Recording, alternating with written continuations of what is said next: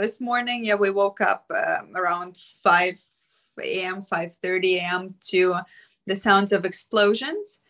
And at first, it was really difficult to understand what exactly was happening, right? Because just a civilian can't really tell apart those explosions. Like, what does it mean? Does it mean that we're getting bombed? Only a couple of hours later, we were told that those were the sounds of Russian rockets being shut down near Boryspil, which is the biggest international airport, not far from Kyiv. Some people packed their things and left. Basically, it was like a non-stop string of people leaving my apartment building. Some people went to the underground system, which is basically the biggest and most easily available bomb shelter in Kyiv.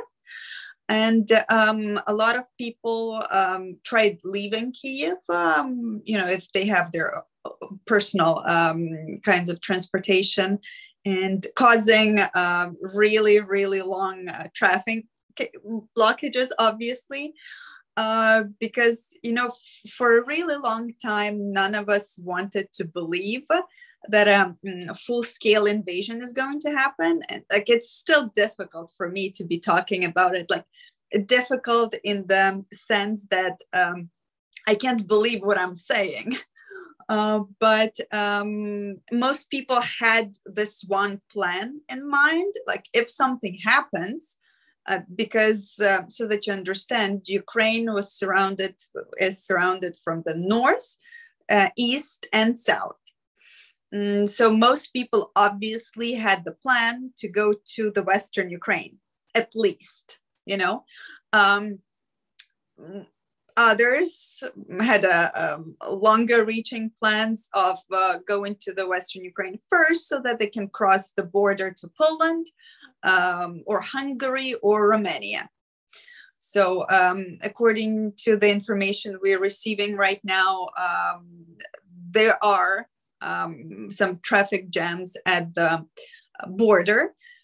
So somewhere 50 or 60 cars in one spot, and up to 250 headed in the Romanian direction. The army is doing really well, the Ukrainian army. So we have complete faith in our army. And today is a very difficult day, but it proves that we are not Afghanistan. Meaning that we have a capable army that is ready and willing to fight for its people. And we as its people are doing everything we can to help them, be it financially. For instance, there's this biggest civil society group that supports the technological advancement of our army. They get lists from the army with requests, and then they cover those requests with the funds that they crowdfund. So a couple of days ago, it was either yesterday or the day before yesterday, they announced that they raised over 20 million hryvnias in one day. More than what they were able to raise the whole 2021. That's how ready people are. This is top priority right now. We are supporting our army. We believe in it. And you can see a strong sense of unity. And on different levels, starting with the political, the governing party, with the opposition leaders sitting down and having honest talks, then meetings with leading businessmen, whether they are oligarchs or not oligarchs. We have cases of businesses paying taxes forward so that the funds can be used to finance the army. Yesterday, they increased the funding for security and defense. Obviously, we are doing whatever we can. And obviously, we're calling for our partners to step in, We're calling for Russian people to voice their discontent, because if they're not saying anything, it means they are supporting this invasion at the heart of Europe.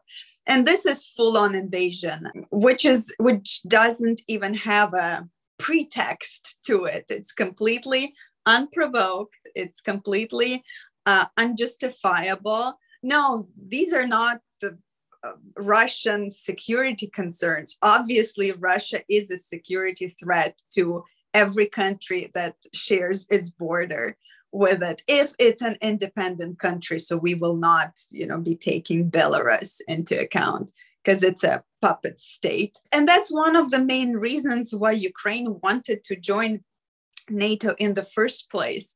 Because of our security concerns, we felt threatened by Russia. And as today shows, we were completely, justified to be threatened by Russia. Only maybe 2 hours ago, there was an attempt to capture, there might be an explosion coming soon, to capture a smaller military airport not far from Kyiv. With 20 assault helicopters. 2 of them were destroyed in the air. One was shot down, and the other ones decided to, retreat. And this is happening in the broad daylight. There's heavy fire around Kharkiv. This is where a lot of tanks are concentrated, Russian tanks. So they've been fighting off that attack since early in the morning. And then I think that Kharkiv had to be the place that was the heaviest hit from the air. And we know that they are approaching, and the situation is very difficult near Kherson. So it's to the south. Russia has easy access, from the Crimean Peninsula, and they have control of the sea as well. So they had this prepared, really well prepared, but I do not think that they were ready to the resistance they're getting. And we're already seeing lines of people who are there to sign contracts as reservists. So we are doing the reserve mobilization right now. And another show of unity, which is, it makes me feel proud of my fellow Ukrainians, is the switch from speaking Russian to Ukrainian, just as a show of protest, against what Putin is doing, because he likes to justify this by saying that he needs to protect Russian people and Russian-speaking people against genocide. But the only one actually doing the genocide is Putin himself, and people are trying to show that no, we don't need you here. We're fine on our own, and we want to be left alone. So that we can deal with our inner demons. We have our own problems. You don't need to bring more problems here. So yeah, this is what we're dealing with.